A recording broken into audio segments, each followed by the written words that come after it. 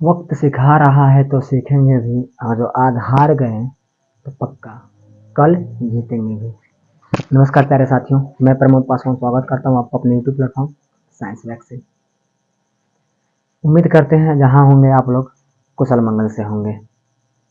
Topic हमारा है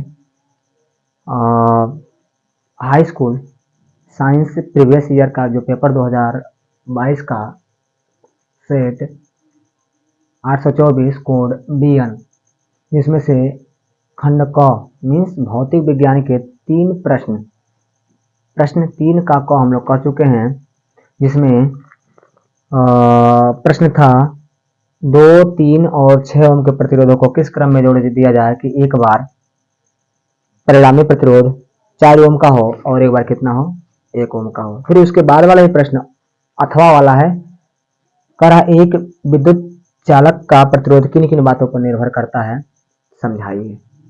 तो इन प्रश्नों को हम लोग कर चुके हैं। अगला प्रश्न है 3 का ख क्या है। तो डियर स्टूडेंट, आप लोग कॉपी उठाइए और कलम उठाइए और प्रश्न को कोशिश करिएगा। बोल रहे हैं पहले माइंड में फिट करने का, फिर पहले लिख लीजिए। प्रश्न कह रहा है, न्यूमेरिकल है मेरे भाई, दूर दृष्टि दोष से पीड़ित एक व्यक्ति को कम से कम 50 सेंटीमीटर की दूरी तक ही पढ़ सकता है। कोई व्यक्ति है, उसको कौन सा दोष है, दूर दृष्टि दोष है, और कितनी दूरी पर स्थित वस्तु को पढ़ सकता है, तो 50 सेंटीमीटर। तो मेरे भाई दूर दृष्टि दोष से पीड़ित व्यक्ति को कहाँ की वस्तु दिखाई देती है, तो आप लोग क्या बताएंगे, जहां की दोष होती है वहीं की वस्तु दिखाई देती है। तो कौन सा दोष है, दूर दृष्टि दोष है। तो दूर दृष्टि दोष से पीड़ित व्यक्ति को दूर की वस्तु स्पष्ट दिखाई देती है, परंतु नजदीक की वस्तु स्पष्ट दिखाई नहीं देती है। दोष 2 प्रकार के, वैसे अनेक प्रकार के होते हैं, लेकिन स्पेशल आप लोग पढ़ेंगे सिर्फ 2 ही प्रकार के। इसमें प्रश्न में दे रखा है, दिया है दूर दृष्टि दोष। दूर दृष्टि दोष, तो इस दोष से पीड़ित व्यक्ति को दूर की वस्तु स्पष्ट दिखाई देती है, लेकिन नजदीक की वस्तु स्पष्ट दिखाई नहीं देती है। कहां तक देख सकता है, तो कह रहा है 50 सेंटीमीटर दूरी तक पढ़ सकता है। तो इसमें जो डाटा दे रखा है मेरे भाई, वो भी का डाटा है, मतलब प्रतिबिंब बन जा रहा है 50 सेंटीमीटर दूरी पर। तो भी बराबर, इसमें हम लोग साइन का प्रयोग करते हैं निगेटिव, चाहे भी हो चाहे यू हो। और दे रखा है भी का मान कितना, भी का मान दे रखा है कितना, भी का मान दे रखा है 50 सेंटीमीटर। तो कह रहा है उसे सही दृष्टि के लिए किस प्रकृति एवं किस फोकस दूरी के लेंस का प्रयोग करना होगा। उसे सही दृष्टि, हिंट दिया है क्वेश्चन में, अर्थात 25 सेंटीमीटर दूरी पर वस्तु पुस्तक को रखकर पढ़ने के लिए, अर्थात 25 सेंटीमीटर। स्पष्ट दृष्टि की न्यूनतम दूरी 25 सेंटीमीटर होती है। जब कभी पूछा जाए कि स्पष्ट दृष्टि की न्यूनतम दूरी क्या है, मतलब वह न्यूनतम दूरी जिस पर रखी वस्तु आसानी से बिना आंखों पर कोई साइड इफेक्ट दिए ही हम लोग बढ़िया से पढ़ सकते हैं, वह कितनी है, 25 सेंटीमीटर। 25 से कम सेंटीमीटर दूरी पर यदि हम लोग किसी वस्तु को लेकर के पढ़ेंगे ना, तो भी हमारे आंख पर इफेक्ट आएगा, और दूर रख करके पढ़ेंगे तो भी हमारे आंख पर क्या आएगा, इफेक्ट आएगा। इसीलिए स्वस्थ मनुष्य की स्पष्ट दृष्टि की न्यूनतम दूरी कितनी होती है, तो कितनी होती है, 25 सेंटीमीटर होती है। तो यह है यू का मान माइनस का 25 सेंटीमीटर। प्रश्न में क्या कह रहा है आप लोगों से, प्रश्न में कह रहा है, तो इस केस में किस प्रकार की, किस फोकस दूरी के लेंस का प्रयोग करना होगा। तो हमें ज्ञात करना है एफ, इसकी फोकस दूरी कितनी होगी, और फोकस दूरी के सहायता से हम लोग बता पाएंगे कि यह पॉजिटिव है कि नेगेटिव है। यदि पॉजिटिव साइन आया तो उत्तल लेंस है, और यदि नेगेटिव साइन आया तो कौन सा लेंस है, अवतल लेंस है। तो हम लोग लेंस का फार्मूला लगाएंगे। वी नो दैट, हम जानते हैं लेंस का सूत्र, लेंस का सूत्र, लेंस का सूत्र होता है 1/f is equal to 1/v और माइनस 1/u। मेरे भाई यदि यहाँ पर आप लोग साइन प्लस कर देंगे ना, तो मिरर का बन जाएगा, दर्पण का बन जाएगा। रखिए, वैल्यू रखिए 1/f, तो ज्ञात करना है, इज इक्वल टू 1/v का वैल्यू माइनस का कितना है, 50 सेंटीमीटर, और माइनस u का वैल्यू चिन्ह सहित रखेंगे। u का मान कितना है, माइनस का 25 सेंटीमीटर, माइनस का 25 सेंटीमीटर। तो मेरे भाई यहाँ पर माइनस माइनस हम क्या कर सकते हैं, यहाँ पर माइनस माइनस प्लस कर सकते हैं, किसी को दिक्कत होनी भी नहीं चाहिए। माइनस माइनस क्या हो गया, यहाँ पर प्लस हो गया।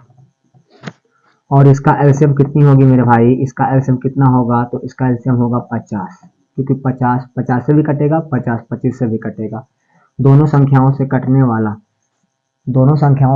वाला अंक ही उसका क्या कहलाता है, एलसीएम कहलाता है। और 50 से 50 में भाग लगाएंगे तो कितने बार में, एक बार में। और 50 से 25 में 50 को 25 से भाग लगाएंगे कितने बार में, दो बार में। इस केस में 1/f इज इक्वल टू 1 कितना मेरे भाई, 50। कैंची गुणा कर देंगे, तिरछी गुणा कर देंगे, f का 1 में 50 का 1 में, तो f 1 जाए f, और 50 का 1 में 50 सेंटीमीटर। फोकस दूरी अर्थात व्यक्ति जो है जिसको दूर दृष्टिदोष है उसको कितनी फोकस दूरी वाले लेंस का प्रयोग करना पड़ेगा, तो आप लोग क्या बताएंगे, 50 सेंटीमीटर।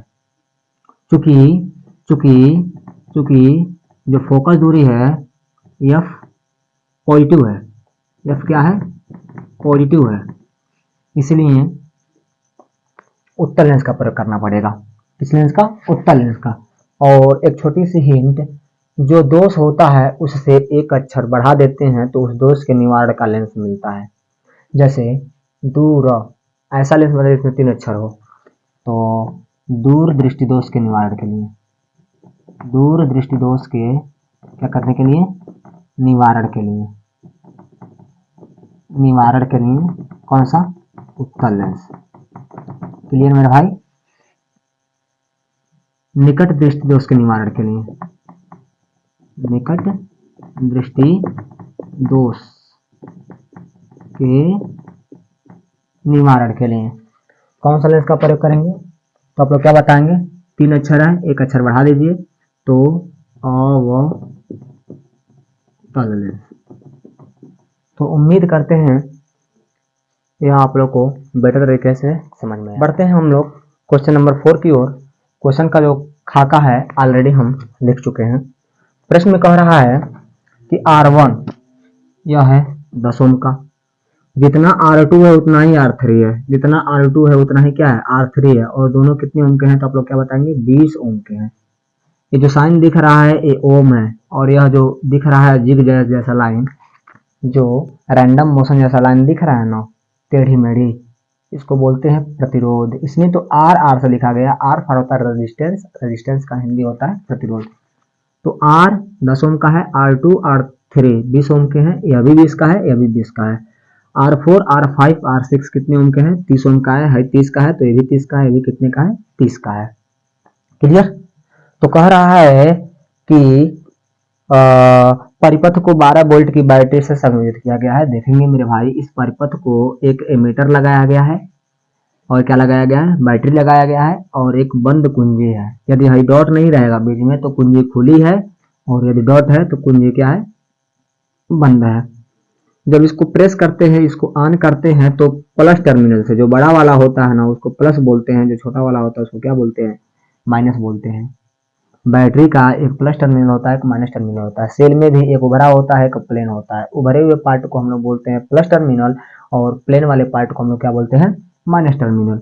तो जब इसको ऑन किया जाता है तो यहाँ से धारा निकलता है, धारा निकलता है इस परिपथ से होते हुए, कुछ इसमें भी जाता है मेरे भाई, कुछ इसमें भी जाता है, पुनः यहाँ पर आता है, यहाँ पर आता है, पुनः यहाँ से एक हो जाता है।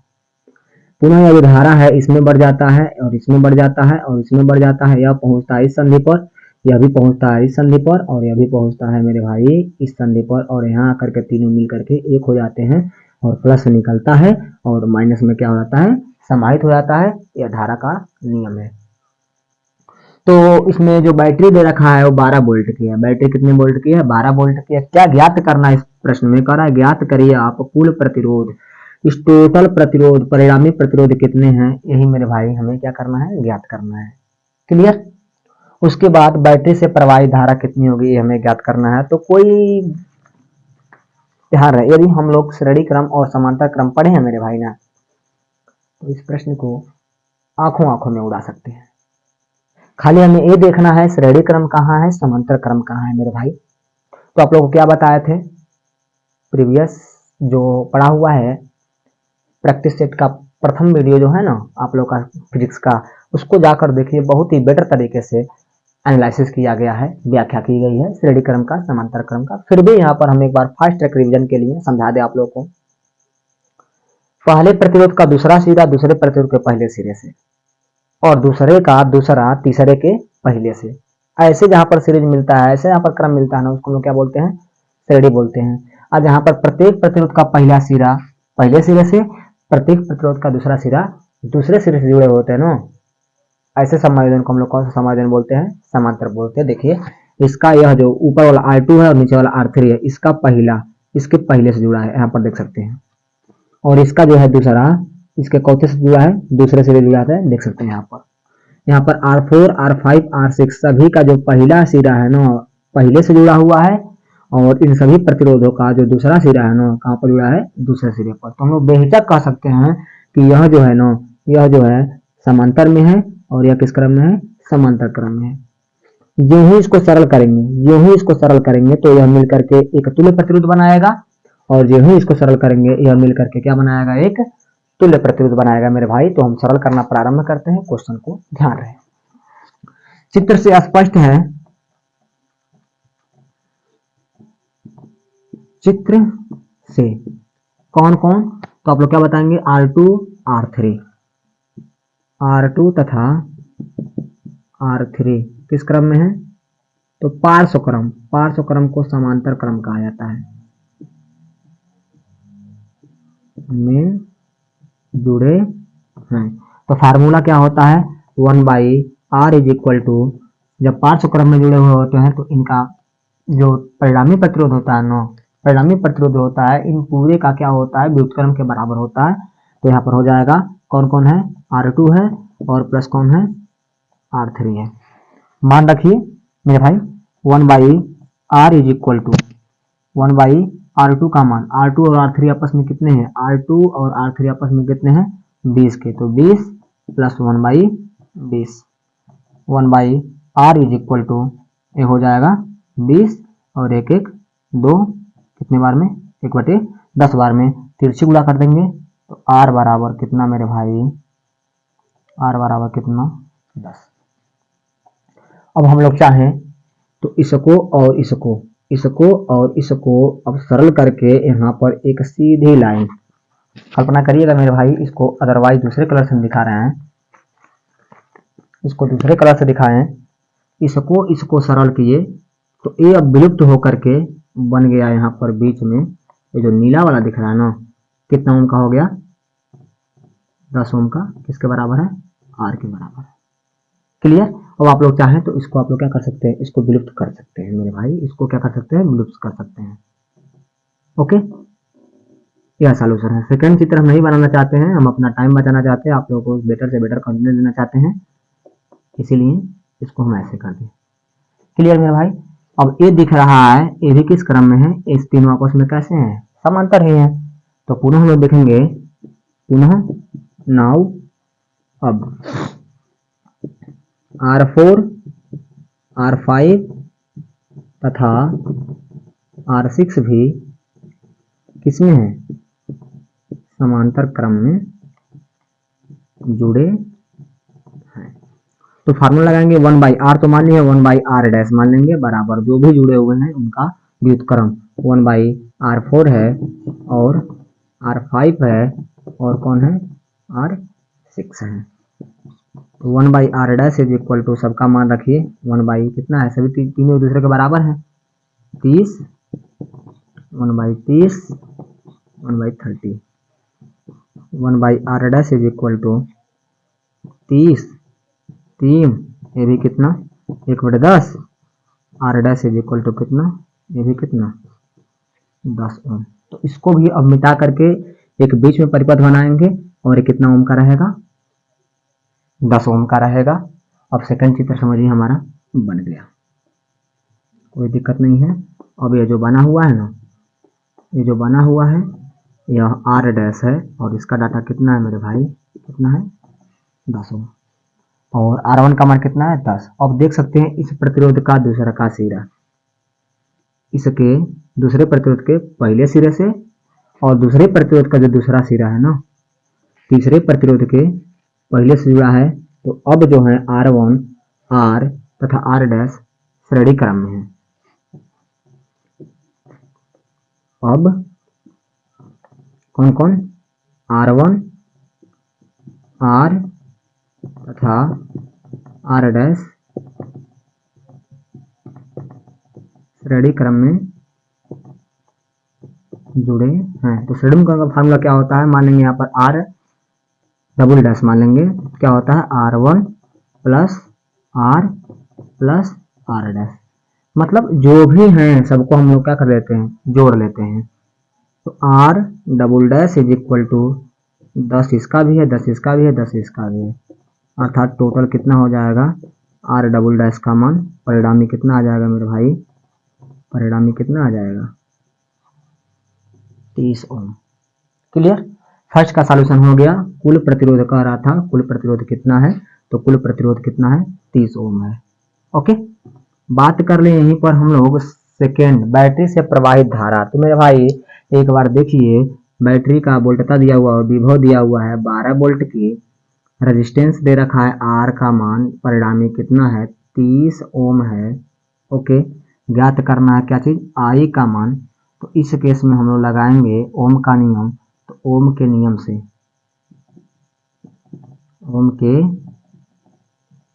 नियम से, ओम का नियम होता है V is equal to I और इंटू R। किसी परिपथ का, किसी परिपथ में उत्पन्न विभव, उसमें प्रवाहित होने वाली धारा और उसके संगत प्रतिरोध के गुणनफल के क्या होता है, बराबर होता है। तो V का मान कितना है 12 और बराबर I ज्ञात करना है, R का मान कितना है 30। तो I का मान निकालेंगे 30 गुणे में बटे में भेज देंगे, I इज इक्वल टू 12 बटे कितना मेरे भाई 30, इसको निरस्त करेंगे 2 से 6 बार में और 15 बार में, 3 गुना 6, 3 पचे 15। जब इसको हम लोग सरल करेंगे तो मेरे भाई कितना बार में जाएगा 2/5 और 2 में 5 से हम लोग जब भाग लगाएंगे तो 0.4 एम्पियर इसका क्या आएगा, परफेक्ट आंसर आएगा। एक बार आंसर शीट मैचिंग करा ले हम लोग, देखें क्या है। तो 0.4 एम्पियर ठीक है, नो प्रॉब्लम। I का मान 0.4 एम्पियर। तो यदि आप लोग को यह समझ में आया हो तो मेरे भाई वीडियो को लाइक करें, नए हैं तो सब्सक्राइब करें और अपने दोस्तों के पास शेयर करें। कुछ किया नहीं गया मेरे भाई, ध्यान रहे। प्रश्न को एक बार रिकॉल करते हैं। यहाँ पर जो भी था R1 था, यहाँ पर क्या था R2 और R3 थे, ये दोनों आपस में कितने थे 20 के थे, एक ऊपर था एक नीचे था, हाई नहीं था। क्लियर, ये सेकंड का डायग्राम है। पुनः एक बीच में था, एक ऊपर था एक नीचे था, सभी कितने थे 30 ओम। तो यहाँ पर और यहाँ पर ये 20 वाले और ये तीनों 30 वाले, यह और यह अलग अलग देखा जाए तो कैसे थे, समांतर में थे। इसको सरल किए थे 10 ओम आया था समांतर क्रम का फार्मूला लगा करके। इसको जब सरल किए थे तो कितना आया था 10 आया था, क्योंकि तीनों कितने के 30 के थे। क्लियर। अब ये तीनों किस क्रम में हो गए, ये तीनों सीरीज में हो गए, श्रेणी में हो गए। तो ये तो आसान होता है, सीरीज में जितने भी होते हैं सबको आपस में क्या कर लेते हैं, जोड़ लेते हैं। R1 का मान देख सकते हैं कितना है 10 है, 10 10 20 10 30, टोटल कितने हो गए मेरे भाई, टोटल 30 हो गए। एक आंसर हमारे यहाँ बन गया। बैटरी से प्रवाहित धारा क्या होती है, तो विभव मिल जाए हमें और रेजिस्टेंस मिल जाए हमें, तो धारा हम लोग क्या कर सकते हैं, निकाल सकते हैं। किसके नियम से, ओम के नियम से। ओम के नियमानुसार, ओम एक वैज्ञानिक हैं जिन्होंने रेजिस्टेंस के बारे में बताया था, उनके अकॉर्डिंग उनका नियम क्या है, तो यदि किसी परिपथ की भौतिक अवस्था जैसे लंबाई, द्रव्यमान आदि में परिवर्तन न किया जाए तो उनमें प्रवाहित होने वाली धारा, उसमें प्रवाहित होने वाली धारा विभव के क्या होता है, समानुपाती होता है, या उससे उत्पन्न विभव धारा के समानुपाती होता है। अर्थात सीधे सीधे जो भी होता है ना, प्रोपोर्शनल रेट होता है किसके, I के। तो जो भी है ना, इसको हटाते हैं तो बराबर लगाते हैं, बदले में एक नियतांक देते हैं R और क्या हो जाता है I। लेकिन अंग्रेजी अल्फाबेट में पहले क्या आता है, I आता है, फिर क्या आता है, R आता है। तो इसीलिए हम लोग क्या लगाते हैं, V is equal to I into R। यह जो R है ना रेजिस्टेंस है, जिसको हम लोग क्या बोलते हैं, प्रतिरोध बोलते हैं। क्या बोलते हैं, प्रतिरोध बोलते हैं। इसी फार्मूले का प्रयोग किए हुए हैं मेरे भाई। क्लियर। तो आगे बढ़ते हैं। अंतिम इसका अथवा, या तो प्रश्न में एग्जाम में या तो इसको करना होता है आप लोगों को, या तो आप लोग से प्रश्न कह रहा है, अंतिम प्रश्न है फिजिक्स का, उसके बाद हम लोग केमिस्ट्री का स्टार्ट करेंगे। कह रहा है विद्युत मोटर का कार्यकारी सिद्धांत क्या है, नामांकित चित्र की सहायता से इसकी कार्यविधि लिखिए। मीन्स 3 चीजें इंपॉर्टेंट होती है, ध्यान रहे मेरे भाई। एक तो आप लोग प्रत्यावर्ती धारा जनित्र देख लीजिएगा, प्रत्यावर्ती धारा जनित्र, जनरेटर, प्रत्यावर्ती धारा एसी। फिर आप लोग दिष्ट धारा जनित्र देख लीजिएगा, डीसी को, और एक तो विद्युत मोटर को, जिसमें कहीं ना कहीं एग्जाम के दृष्टिकोण से प्रत्यावर्ती धारा जनित्र 90% आने का चांस होता है, और 80% चांस है हमारा विद्युत मोटर का, और जो 10% है ना वो किसके लिए मेरे भाई, तो आप लोग क्या बताएंगे, दिष्ट धारा जनित्र के लिए है। तो हम बात करते हैं, हमारे समक्ष प्रश्न कौन सा है।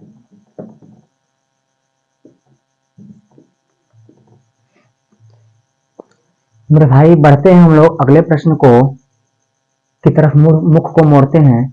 प्रश्न कह रहा है विद्युत मोटर का सिद्धांत, कार्यविधि, संरचना का सचित्र वर्णन कीजिए। वही मोटर जिस मोटर की सहायता से पानी को टोटी की सहायता से कहाँ लेकर जाता है, ऊपर लेकर जाते हैं।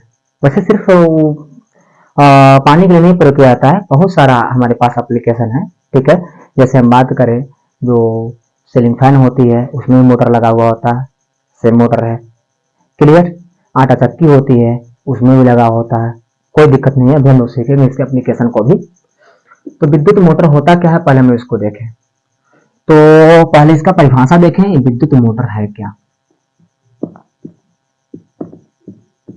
तो मेरे भाई नॉलेज के लिए आप लोग को बताएं, विद्युत मोटर एक ऐसी उपकरण होती है, एक ऐसी मशीन होती है जो विद्युत ऊर्जा को यांत्रिक ऊर्जा में बदल देता है। मीन्स मोटर किससे चलता है, विद्युत से चलता है, और क्या उत्पन्न करता है, तो यांत्रिक ऊर्जा उत्पन्न करता है। यांत्रिक ऊर्जा क्या होती है, तो यांत्रिक ऊर्जा 2 ऊर्जाओं से मिलकर बनी हुई होती है। एक होता है गतिज ऊर्जा और एक होता है स्थितिज ऊर्जा। तो कभी भी यांत्रिक ऊर्जा क्या होती है, प्रश्न आ जाए तो आप लोग बताएंगे। गतिज तथा स्थितिज ऊर्जाओं के योगफल को हम क्या बोलते हैं, यांत्रिक ऊर्जा बोलते हैं। मोटर का सिद्धांत, मोटर का परिभाषा, जो मोटर होती है ना वह विद्युत ऊर्जा को यांत्रिक ऊर्जा में बदलता है। विद्युत ऊर्जा को किस में बदलता है, यांत्रिक ऊर्जा में बदलता है। यही है विद्युत मोटर। क्या करता है, विद्युत मोटर विद्युत ऊर्जा को कौन सी ऊर्जा मेरे भाई, यांत्रिक ऊर्जा में बदलता है। क्लियर। अब बात करेंगे, विद्युत मोटर तो हो गया, अब विद्युत मोटर के संरचना को देखते हैं, फिर कार्यविधि देखते हैं। विद्युत मोटर की संरचना, तो नॉलेज के लिए बता दें मेरे भाई, विद्युत मोटर की संरचना में इसके मुख्य रूप से कितने पार्ट होते हैं, इसके मुख्य रूप से 4 पार्ट होते हैं। अभी इधर संरचना डायग्राम में देखेंगे हम लोग, कोई दिक्कत नहीं है। पहला होता है इसमें क्षेत्र चुंबक, उसके बाद होता है आर्मेचर, जिसको हम लोग हिंदी में कुंडली कहते हैं। क्या बोलते हैं, कुंडली बोलते हैं। उसके बाद होता है विभक्त वलय, और अंतिम में होता है चौथा पॉइंट ब्रूस। कोई राइटर तो 3 पार्ट बनाया है, किसको किसको एक में कर दिया है, विभक्त वलय तथा ब्रूस को एक में कर दिया है। हम लोग इसको 4 खंडों में बांटेंगे। पहला क्षेत्र चुंबक, दूसरा कुंडली आर्मेचर, तीसरा विभक्त वलय, और चौथा क्या रहेगा मेरे भाई, ब्रूस रहेगा। अब इसकी संरचना में ध्यान रहे, सबसे पहले हम लोग बात करेंगे कि विद्युत मोटर, कोई भी मोटर हो दुनिया का, उसके लिए हमें एक चुंबक की आवश्यकता होती है। वह चुंबक कौन सी होती है मेरे भाई, तो अच्छी गुणवत्ता के मोटर के लिए हमारे पास विद्युत चुंबक, नहीं तो शक्तिशाली चुंबक होनी चाहिए। शक्तिशाली चुंबक होनी चाहिए, नहीं तो कौन सा चुंबक होना चाहिए, विद्युत चुंबक। वैसे चुंबक अनेक प्रकार के होते हैं। कुछ चुंबक ऐसे होते हैं जो प्राकृतिक होते हैं, कुछ चुंबक ऐसे होते हैं जो मानव निर्मित होते हैं। मानव निर्मित चुंबक में कौन कौन सा चुंबक, तो दंड चुंबक, नाल चुंबक, लौह चुंबक, अस्थायी चुंबक, उसके बाद विद्युत चुंबक, बहुत सारे चुंबक होते हैं। तो हम लोग बात करें सबसे पहले क्षेत्र चुंबक का, तो इसमें दो चुंबक होता है। इसमें कितना चुंबक होता है? दो चुंबक होता है।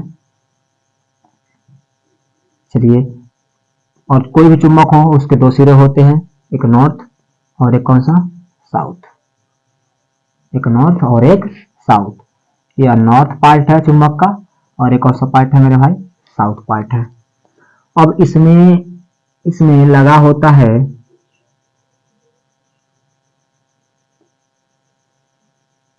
ये जो डायग्राम बना रहे हैं भाई, यह है आर्मेचर या कुंडली। यह जो है एन तथा यस चुंबक है, इसके बीच में ये शक्तिशाली चुंबक है, इसके बीच में क्या है? आर्मेचर। इसका नाम रखेंगे मेरे भाई कुंडली या आर्मेचर, और इसका नाम चुंबक या क्षेत्र चुंबक। ये नॉर्थ पार्ट है, इसका साउथ पार्ट है। अब इसमें विभक्त वलय होता है। वलय तो होता है, वलय मतलब होता है गोला होता है। वलय तो है, लेकिन कैसा है मेरे भाई? विभक्त है। विभक्त मतलब अलग अलग है।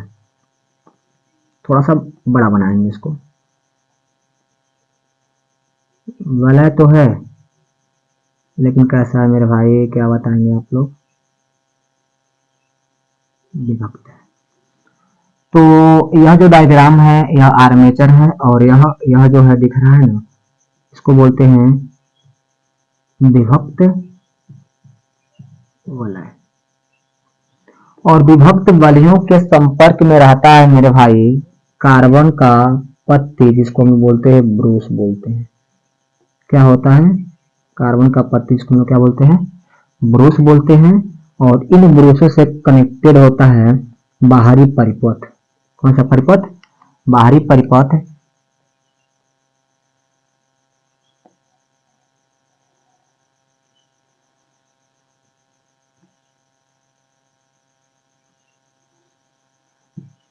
बाहरी परिपथ कनेक्टेड होता है, और इसके अक्ष पर घूमने के लिए एक हम लोग सीधी लाइन का यहाँ पर क्या कर लेते हैं? कल्पना कर लेते हैं। कोई दिक्कत नहीं है मेरे भाई, नो प्रॉब्लम। इसका नामकरण दे देते हैं। सपोज यह ए है, यह बी है, यह सी है, यह क्या है? डी है। जो डायग्राम है यह हमारा विद्युत मोटर का इंटरनल डायग्राम मेरे भाई हम लोग के समक्ष ओपन है। क्षेत्र चुंबक का हम लोग पढ़ते हैं परिभाषा। क्या होता है क्षेत्र चुंबक? तो यह एक शक्तिशाली चुंबक होता है जिसके दो ध्रुव एन तथा क्या होते हैं? यस होते हैं। बस इससे ज्यादा कुछ नहीं लिखना है।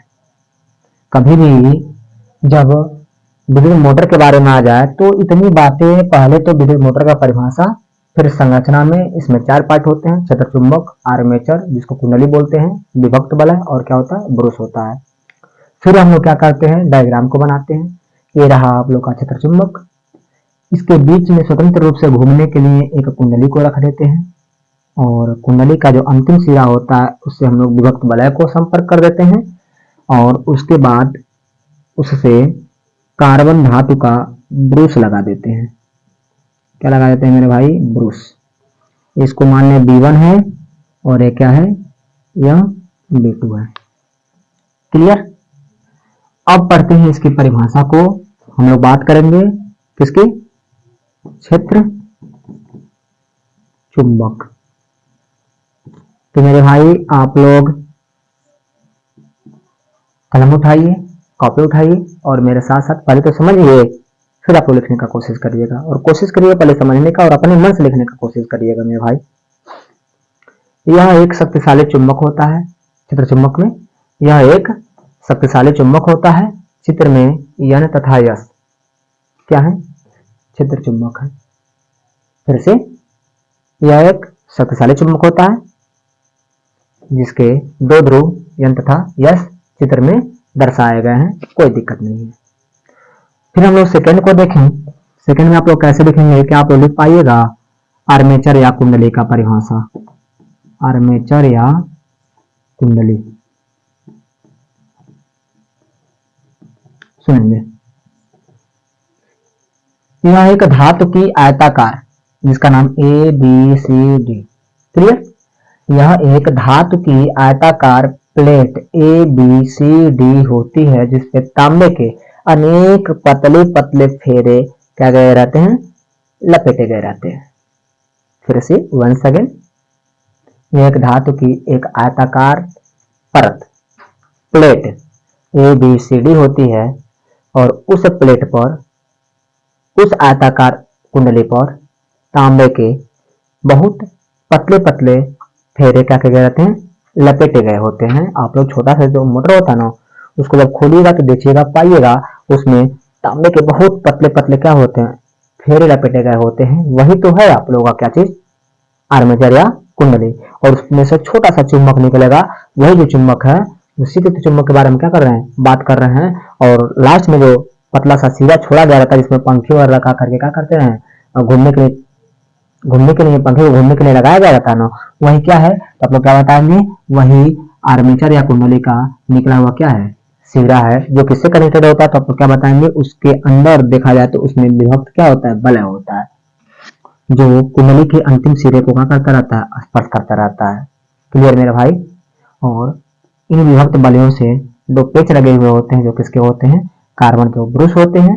और इसी से हम लोग तार को क्या करते हैं, कनेक्ट करते हैं। तो आर्मेचर कुंडली यह धातु की एक आयताकार plate A B C D होती है। इस पर क्या लपेटे गए होते हैं मेरे भाई, तो इस पे आप लोग क्या बताइएगा, तांबे के पतले पतले फेरे लपेटे गए होते हैं।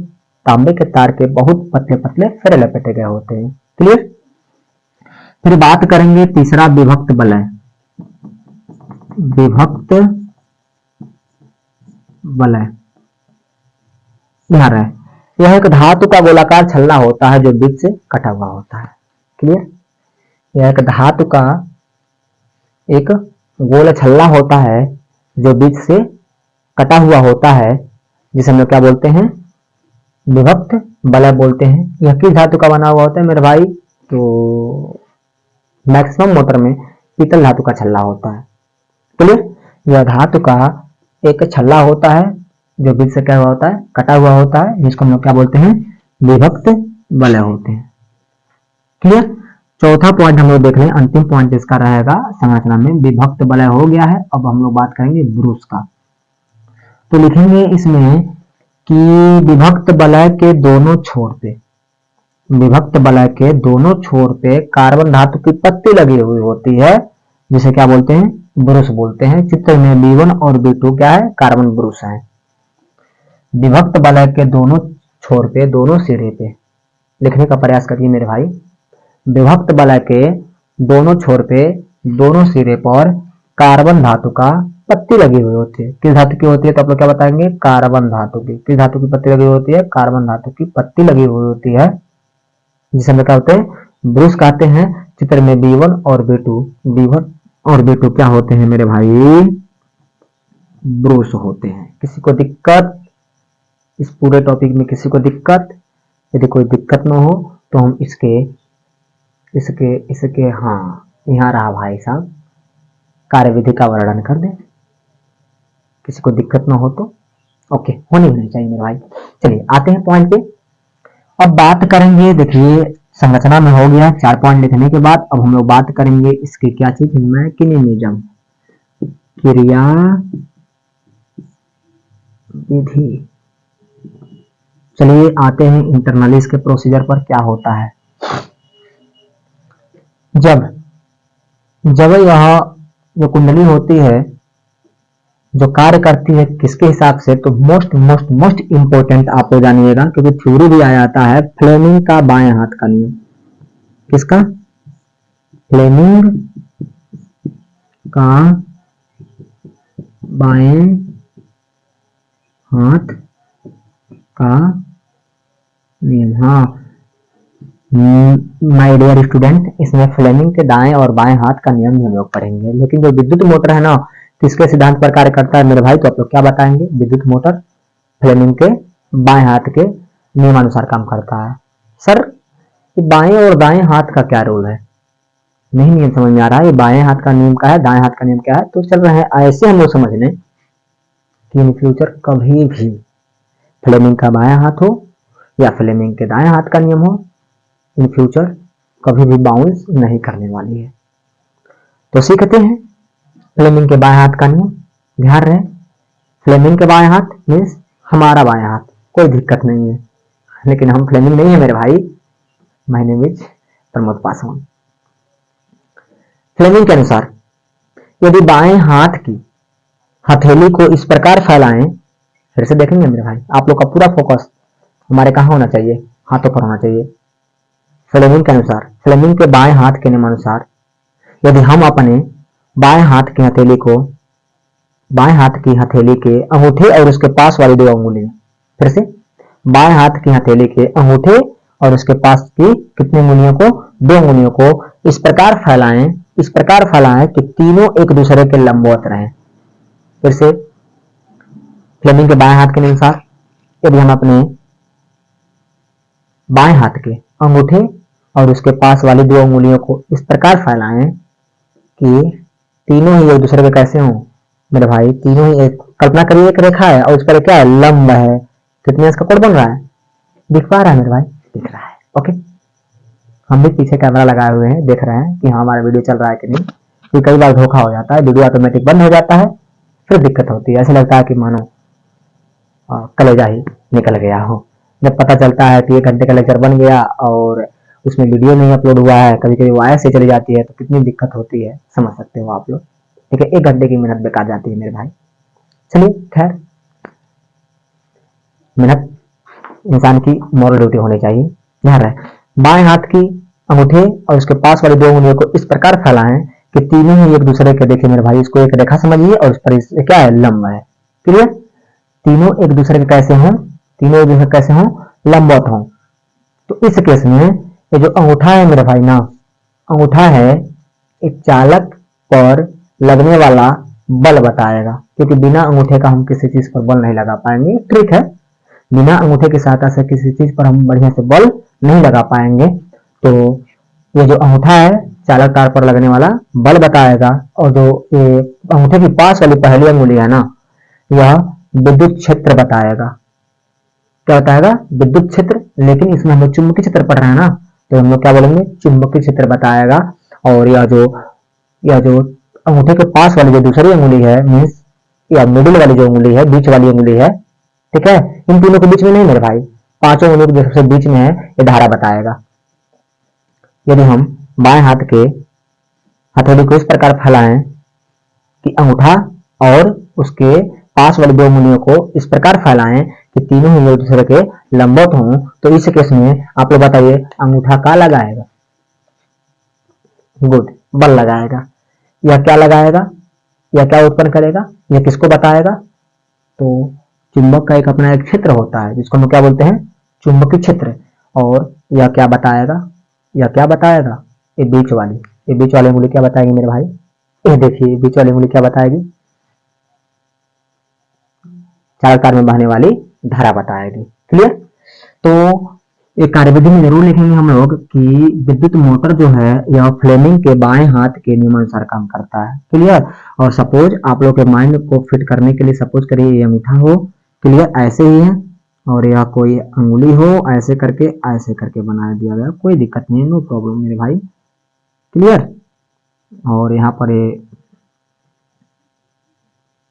जैसे भी हो, यह फोर्स बताएगा और यह बी बताएगा और यह बहने वाली क्या बताएगा, धारा बताएगा। अंगूठा बताएगा फोर्स, ये बताएगा क्या बताएगा, चुंबकीय क्षेत्र, ये बताएगा चालक तार में बहने वाली धारा। तो मेरे भाई होता क्या है, जब इसको ऑन किया जाता है और यह स्वतंत्र रूप से लगता है इसमें घूमने, तो इसमें प्रेरण के कारण विद्युत क्षेत्र उत्पन्न होते हैं, विद्युत क्षेत्र के साथ इसमें धारा उत्पन्न होती है। तो इस केस में होता क्या है मेरे भाई, इस केस में होता क्या है, एक सिरे से धारा बहना प्रारंभ होती है, एक सिरे से धारा बहना प्रारंभ होती है, यहाँ से धारा, यहाँ से धारा, यहाँ से धारा, सपोज यहाँ से धारा सपोज इसमें एंट्री करती है, B1 से एंट्री करती है, B1 से एंट्री करती है और ए तक जाती है, ए से बी तक, बी से कहाँ तक, सी तक, और सी से कहाँ तक, डी तक, और डी से पुनः किस में आ जाती है, B2 में आ जाती है। क्लियर, किस में आती है, B2 में आ जाती है, नो प्रॉब्लम। अब इसमें जब देखते हैं हम लोग ध्यान रहे तो इससे अदृश्य, चुंबक से अदृश्य न दिखाई देने वाले चुंबकीय बल रेखाएं निकलते हैं जो हमें दिखाई नहीं देती हैं, होती है तो वास्तविक, लेकिन हम लोग मानते क्या है, काल्पनिक है।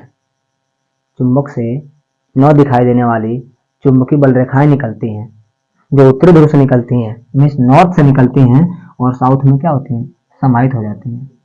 नॉर्थ से निकलती हैं और साउथ में क्या होती हैं, समाहित हो जाती हैं। तो इससे बल रेखा निकल रहा है। जब इससे कोई बल रेखा निकल रहा है तो सबसे ज्यादा प्रभाव किस पर लगेगा, तो आप लोग क्या बताएंगे, ए बी पर सबसे ज्यादा बल लगेगा और किस पर लगेगा, सी डी पर।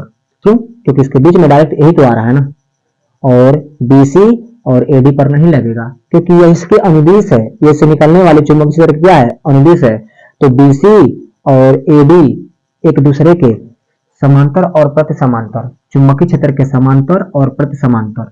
ये वाला होता है लाइन बाबू समांतर का, और ये वाला लाइन होता है मेरे भाई किसका, प्रति समांतर का। ये प्रति समांतर का है और ये क्या है, समांतर का है। क्लियर। तो BC और AD क्या होते हैं, BC इसके समांतर, चुंबकीय क्षेत्र के समांतर है, क्योंकि देखिए तीर ऐसे जा रहा है। क्लियर। इधर से देखिए, इधर से ऐसे आ रहा है, तो यह चुंबकीय क्षेत्र के कैसा है, प्रति समांतर है, इसीलिए इस पर लगने वाला बल, इसलिए BC पर, किस पर BC और किस पर, AD पर लगने वाला फोर्स कितना होगा मेरे भाई, 0 होगा। बल किस पर लगेगा, तो AD पर लगेगा, सॉरी AB पर लगेगा और किस पर लगेगा, CD पर लगेगा। तो बाएं हाथ के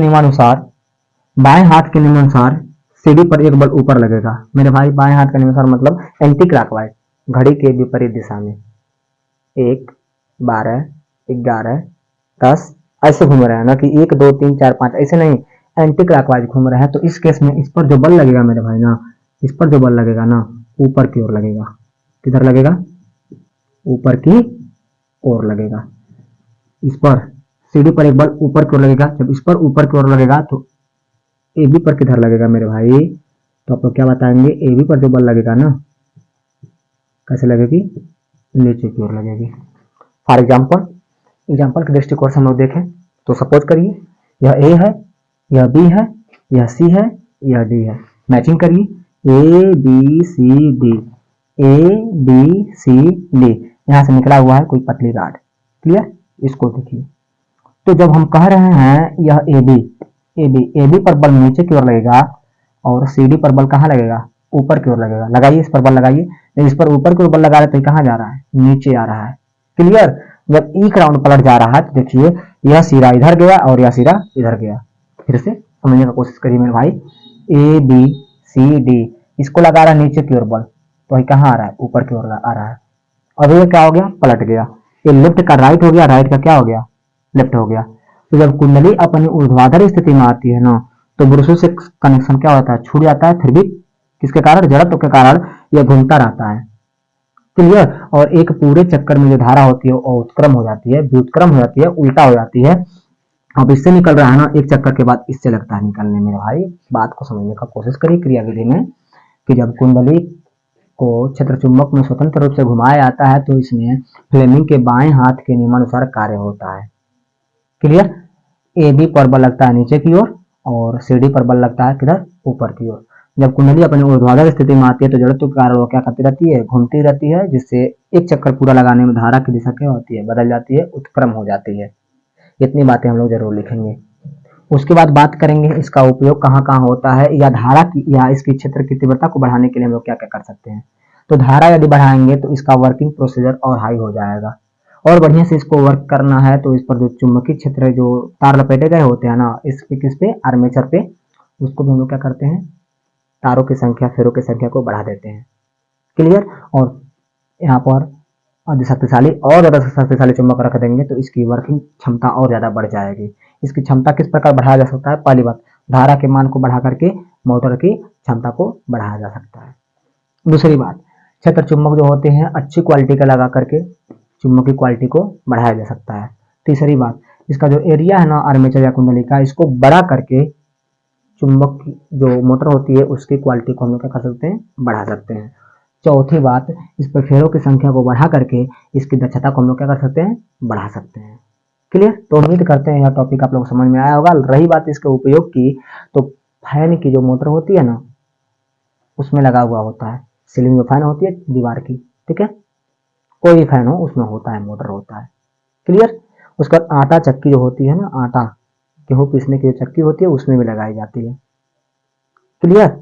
और जल पंप जो होती है, पानी को नीचे से ऊपर या पानी को तीव्र रफ्तार देने के लिए, ठीक है, नीचे से ऊपर लगाने के लिए, ठीक है, नीचे से ऊपर लेकर जाने के लिए मोटर का ही प्रयोग किया जाता है। तो उम्मीद करते हैं यह टॉपिक आप लोग को समझ में आया होगा। हम लोग को टोटल 7 या 8 सेट पढ़ने हैं। हर एक सेट में या तो विद्युत मोटर, या तो एसी, या तो डीसी, तीनों में से एक तो हर एक सेट में पूछता है। इसीलिए इस पर आप लोग 4 तारे का मुहर लगा करके बढ़िया से इसका अध्ययन करिए। क्लियर। और कोशिश करिए अपने मन से लिखने का। मिलते हैं बहुत जल्द अगले वीडियो में। तब तक के लिए जय हिंद, जय भारत मेरे प्यारे भाई। वीडियो को लाइक, सब्सक्राइब, शेयर और कमेंट करना ना भूलें।